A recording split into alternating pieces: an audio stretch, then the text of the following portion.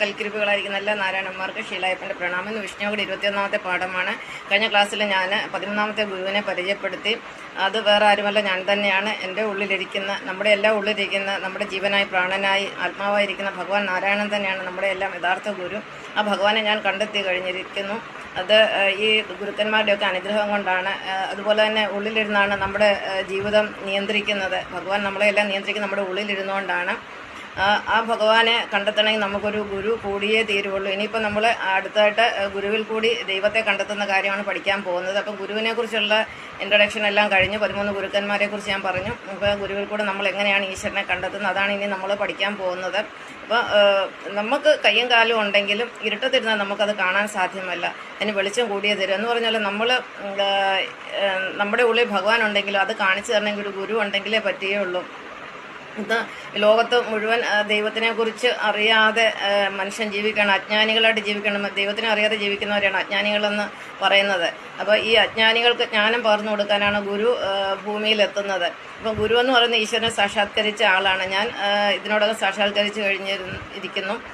ഭഗവാനാണ് ഈ പ്രപഞ്ചത്തിൻ്റെ എല്ലാ രഹസ്യങ്ങളും എനിക്ക് പറഞ്ഞു തരുന്നത്. ഇതിൻ്റെ സൃഷ്ടി തൊട്ട് സംഹാരം വരെ, അല്ലെ ലയം വരെയുള്ള എല്ലാ കാര്യങ്ങളും പഠിച്ചു. ഇനിയും വരുന്നതും കഴിഞ്ഞു പോയ എല്ലാ കാര്യങ്ങളും ഭഗവാൻ എനിക്ക് കാണിച്ചു തന്നു. അതെല്ലാം ഞാൻ നിങ്ങളുമായിട്ട് പങ്കുവയ്ക്കാൻ ആഗ്രഹിക്കുന്നു. അടുത്ത ക്ലാസ്സിൽ അതിനെക്കുറിച്ച് കൂടുതൽ.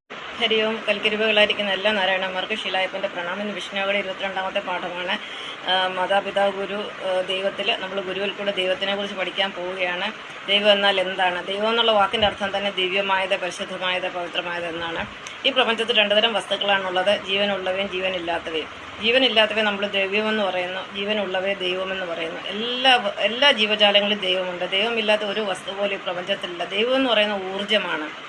എങ്കിലും ദൈവത്തിൻ്റെ പൂർണ്ണമായ രൂപം മനുഷ്യർ മാത്രമാണ്. അപ്പം നമ്മൾ ഈ ഭൂമിയിൽ ഏകദേശം 900 കോടിയിലധികം, ഏകദേശം 1000 കോടിയോളം മനുഷ്യരുണ്ട്. ഇവരെല്ലാം ഓരോരുത്തരും ഓരോ ദൈവങ്ങളാണ്. ദൈവം നമ്മുടെ എല്ലാ ഉള്ളിലെ 18 രൂപത്തിലാണ് നമ്മുടെ ഉള്ളിലിരിക്കുന്നത്. ഞാൻ ഇതിൻ്റെ ആത്മീയതയുടെ ശാസ്ത്രീയ വശം പറയണം, ദൈവത്തിൻ്റെ ശാസ്ത്രീയ വശം. നമ്മളെല്ലാം പഞ്ചഭൂതങ്ങളാൽ നിർമ്മിതമാണ്. പഞ്ചഭൂതങ്ങൾ അറിയാമല്ലോ: അഗ്നി, ആകാശം, വായു, ജലം, ഭൂമി, ഇതെല്ലാം ചേർന്നാണ് നമ്മുടെ ശരീരം. കൂടാതെ നമ്മുടെ ഉള്ളിൽ നമ്മുടെ ശരീരത്തിൽ പഞ്ചേന്ദ്രിയങ്ങളുണ്ട്.